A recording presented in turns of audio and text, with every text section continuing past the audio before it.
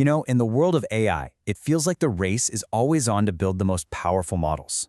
But what if the secret wasn't just about getting bigger, but about getting a whole lot smarter?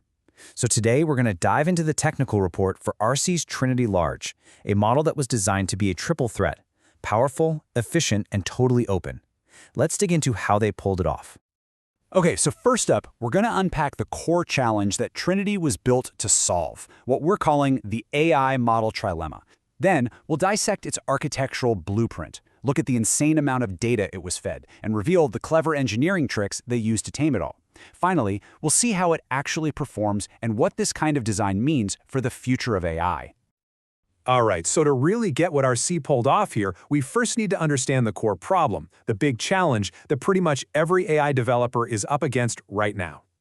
It really is this constant battle between three goals that are always pulling in different directions. See, you want more power, right? More capability. And that usually just means building these absolutely enormous models. But, and it's a big but, that sends the cost through the roof, making them incredibly expensive to train and even just to run.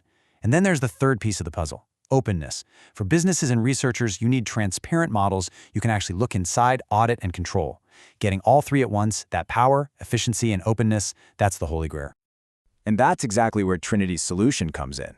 Instead of just trying to build another massive monolithic model, they went for a smarter, way more elegant architecture.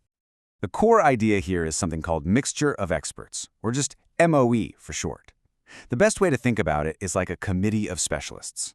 Instead of making one giant single brain do all the work for every single task, you have a smart router that looks at a problem and sends it to the right small specialized expert. It's just inherently a more efficient way to work. Okay, now this diagram looks a little complex, I know, but it really shows you the core design. You can basically see two main parts. That top block, that's the mixture of experts layer we were just talking about. It has its router that's deciding which little specialist network to wake up. And the block below it is the attention layer, which is super important for helping the model understand the big picture context of a question. The real magic of Trinity is how it weaves these two things together, so it gets the best of both worlds: that deep, specialized knowledge and broad, global awareness. So let's get into some of the highlights of this architecture. The big headline feature is what they call extreme sparsity. This is a 400 billion parameter model, which is huge, but only a tiny fraction of that, just 13 billion, are actually active for any given token. And that right there is the absolute key to its efficiency. It also uses this clever mix of different attention mechanisms to handle long documents, and it adds in some advanced stuff like gated attention and QK normalization, which sounds super technical, but they're basically guardrails to keep the whole complex training process stable and on track. Now you can have the most brilliant architecture in the world, but it's totally useless without the right fuel. And for a large language model, that fuel is data. A ton of data. An almost unimaginable amount, actually. Get ready for this number: 17 trillion tokens. Trinity Large was pre-trained on 17 trillion tokens of data. I mean, just to try and wrap your head around that, the entire English version of Wikipedia is only about 3 billion tokens. This is just a colossal, colossal scale. But that brings up a massive engineering headache, right? When you're feeding the model all this data in little batches, how do you make sure each batch is nicely balanced?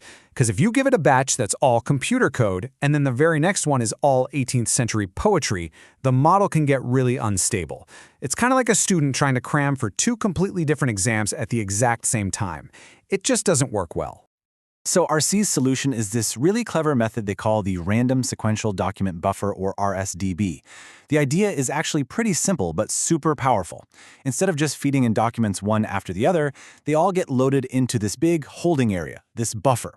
Then, to build each training batch, the system randomly pulls bits and pieces from many different documents in the buffer. It's effectively shuffling the data in a much smarter way, which prevents those really unbalanced batches from ever forming. And look, the proof is right here in the pudding, on this training graph. See that spot where they switch to phase 3? That's when they flip the switch on the RSDB. You could just see the line for the training loss become so much smoother, way less chaotic. This one change cut down that data indigestion, the batch volatility, by more than 4 times. That's a massive win for training stability. Okay, so they've got their data pipelines sorted out. Awesome. But now with this whole mixture of experts thing, a brand new challenge pops up. You got to manage that team of specialists. I mean, it's just like in a real office, right? You can't have your one-star coder doing all the heavy lifting while everyone else is just sitting around idle. You have to balance the workload. You've got to make sure that router is sending tasks out evenly to all the different experts. If you don't, some of those experts can actually collapse, basically becoming useless because they're either overworked or just not getting used enough. So to fix this, the Arcee team came up with their own new technique, and they call it SMEBU. Honestly, the best way to picture it is like a dimmer switch for a light. Instead of just harshly flicking experts on or off, SMEBU gently and smoothly adjusts the workload, kind of nudging the router to spread the work out more evenly over time. And this wasn't just some, theoretical problem they were worried about. It actually happened. The team is super honest about it in the report. They write that at one point, the routing got all out of whack, the load became uneven, and their experts, they actually started to collapse. The model's performance just hit a wall. The entire training run was at risk. So with the clock ticking and compute time burning, they had to move fast. They basically threw the kitchen sink at the problem, applying 6 different fixes all at once, in this super high-stakes push to save the run. This included their new SMEBU balancer, of course, but also a bunch of other stability fixes. This slide really gives you a glimpse into the reality of doing this kind of frontier AI work. It's complex, it's high-stakes engineering, and sometimes you have to pull out all the stops to save a multi-million-dollar training run from failing. Wow.